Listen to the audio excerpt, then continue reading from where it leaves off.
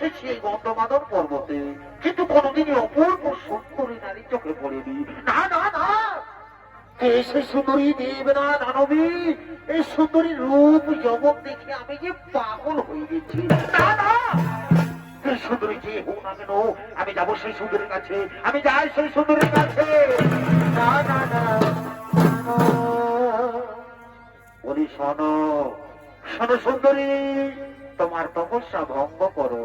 চলো সুন্দরী, তোমাকে নিয়ে যাবো আমার লঙ্কায়, আমি তোমাকে আমার লঙ্কার রাজ রানী করে রাখবো। সুন্দরী, তুমি চলো আমার সঙ্গে।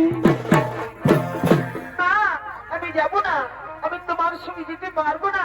আমি নারায়ণের তপস্বিনী, আমি সারা জীবন নারায়ণের দাসী হয়ে থাকবো, আমি তোমার সঙ্গে যাব না। কি বললে সুন্দরী, তুমি আমার সঙ্গে যাবে না? ও, তুমি বোধহয় আমার পরিচয় জানো না। শোনো সুন্দরী, আমার পরিচয়, আমি হলাম বিশ্ব সেবামণি পুত্র দশানন। তাই বলছি সুন্দরী, ওই ছল কপট নারায়ণের হাত থেকে আমি তোমাকে রক্ষা করবো। সুন্দরী, তুমি চলো আমার সঙ্গে। না, আমি যাব না, আমি তোমার সঙ্গে যেতে পারবো না, আমি নারায়ণের তপস্বিনী, আমি সারা জীবন নারায়ণের দাসী হয়ে থাকবো। তুই বললি সুন্দরী, তুমি আমার সঙ্গে যাবে না? তোমাকে আমি জ্বর করে নিয়ে যাবো। দেখি দেখি তোমার কোন নারায়ণ এসে তোমাকে বাঁচাই। মন্ত্রী, সেনাপতি, সেনাধ্যক্ষ, তোমরা শীঘ্র চলে এসো।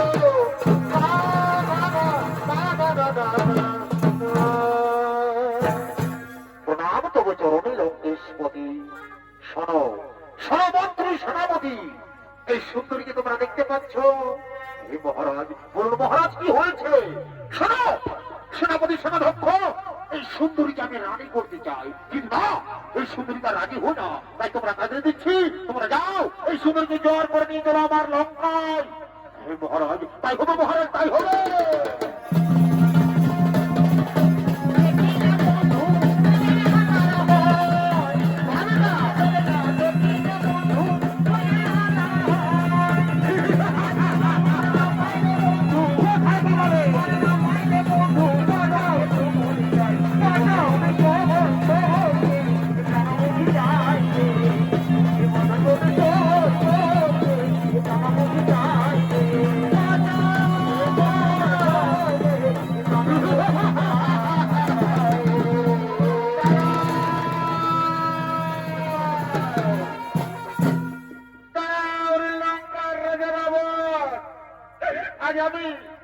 আজ আমি তোমার কারণে, তোমার জন্য এই অগ্নিকুণ্ডে আজ আমি আমার প্রাণ বিসর্জন দেব।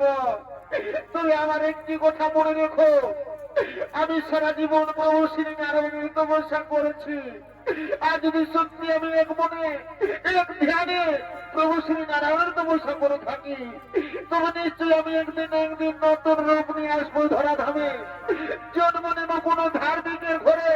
আর সেই জন্মে আমার কারণে তোমার মৃত্যু ঘটবে রাবণ।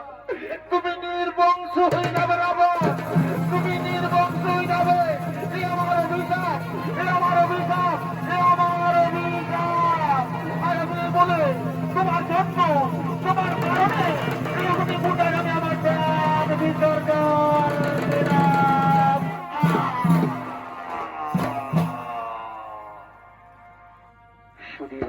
মন্ডলী, এদিকে সেই বেদবতী রাবণের অত্যাচার সহ্য করতে না পেরে নিজেই অগ্নিকুণ্ড তৈরি করে সে অগ্নিকুণ্ডে তার প্রাণ বিসর্জন দিলেন।